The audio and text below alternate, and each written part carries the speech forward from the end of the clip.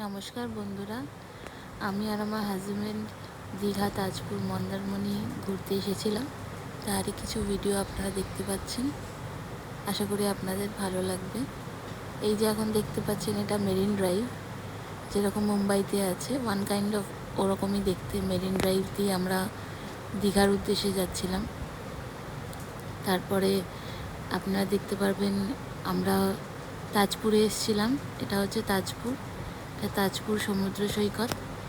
তাজপুরটা দেখে খুবই ভালো লাগলো, খুব সুন্দর, পরিষ্কার এবং ফাঁকা। ইনি আমার হাজব্যান্ড, আমাদের কদিন আগেই বিয়ে হয়েছে। তারপরে তাজপুরে আমরা সকালবেলা থেকেছিলাম, এটা তারই ফটো। তারপরে এখানে মন্দারমণিতে আমরা যেই হোটেলে ছিলাম, সেই হোটেলেরই এটা পুল।